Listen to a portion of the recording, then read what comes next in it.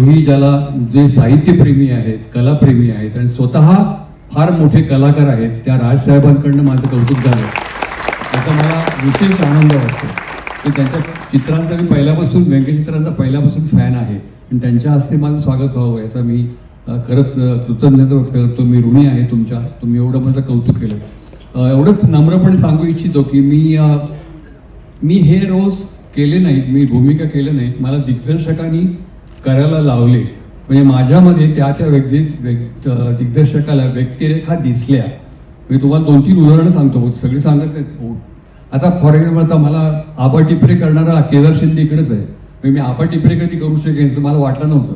केदार शिंदे म्हणून तुम्ही आबा करा म्हणून, त्याच्यावर त्यांनी मला माझ्यामध्ये आबा टिपरे बघितला.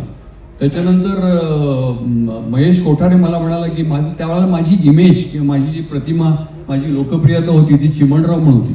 भोळा भाबडा, सरळ मार्गी वगैरे असा, कोणी फसवू शकेल असा. तर महेश कोठारे मला म्हणाला आम्ही एक सिनेमा करतोय त्यात तुम्ही विलन करा. म्हटलं बाबा लोक मला विलन म्हणून नाही ऍक्सेप्ट करणार. त्याने मला तात्या विंचू केला.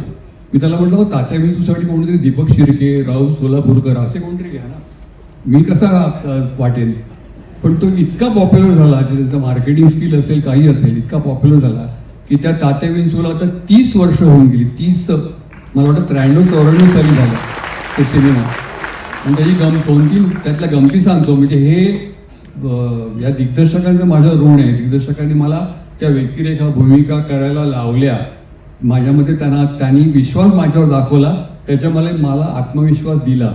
तर त्या मला आता तात्या विंचू माझ्याबरोबर त्या झपाटलेला मध्ये जो मेन रोल करायचा लक्ष्य बेर्डे, त्याच्या मुलांनी माझ्याबरोबर काम केलं आता दशावतारमध्ये, अभिनय बेर्डेने. तो म्हणा दिलीप आता तुम्हाला सांगतो, मी तुम्हाला लहानपणी मी खूप घाबरायचो म्हणे, आणि मी जर वेळेवर झोपलो नाही, वेळेवर जेवलो नाही तर मला बाबा, मी लक्ष बेर्डे त्याला भीती घालायचं की बघा ते जेवतोच की नाही, तात्या मी तुला बोलू का, तर तो भयंकर घाबरायचा. तसा तर तो परदेशी सुद्धा तात्या विंचू झाला आणि 30 वर्षानंतर सुद्धा अजूनही तिथे पोहोचला. याचा आत्ता अनुभव, एक गमतीचा किस्सा सांगतो आणि भाषण संपवतो. गेल्याच वर्षी मी एका नाटकाच्या दौऱ्याला अमेरिकेला गेलो होतो. मेण विजय केंकरे, पत्रापत्रिके नावाचं नाटक होतं आमचं.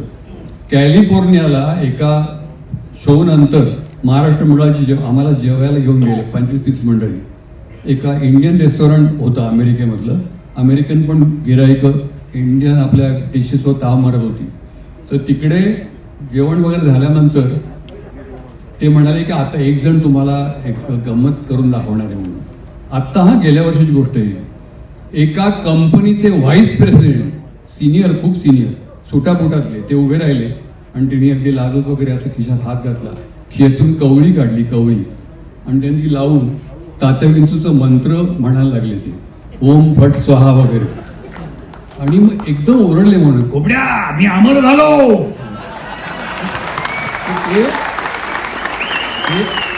अमेरिकन काट्या चमच्याने तिकडे डोसा खात होते, ऑलमोस्ट त्याचा काटा आतमध्ये गेला, इतकं जोरात ओरडले ते. तर विजय मला खालून पाय मारतोय, काहीतरी दाद द्या माझं काय बोलणार त्याला. आणि ते म्हणाले की प्रभाकर तुमच्या संमतीने मी याचे प्रयोग अजूनमधून करत असतो म्हणून. तात्या विंचू प्रयोग करतो तो व्हाईस प्रेसिडेंट कंपनीचा अमेरिकेतला. हे आत्ताची गोष्ट. सांगायचा मुद्दा काय की या महेश कोठारेंनी मला तात्या विंचू बनवलं. असे बऱ्याच लोकांनी मला ह्या केदार शिंदेचं नाव सांगितलं. मतकरींनी अनेक चेटकी मला करायला लावली. विजया जोळेकरांनी चिमणराव दिला. तर संजय सुरकरनी आणि स्मिता तळवलकरनी मला चौकट राजामध्ये नंदू करायला लावला.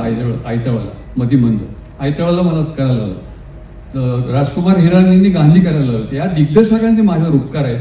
त्यांनी मला घडवलं. त्यांनी माझ्यामध्ये त्या व्यक्तिरेखा, भूमिका, कॅरेक्टर्स, रोल्स बघितले, म्हणून मी हे करू शकलो सगळं. Thank you very much Rajsaheb, thank you.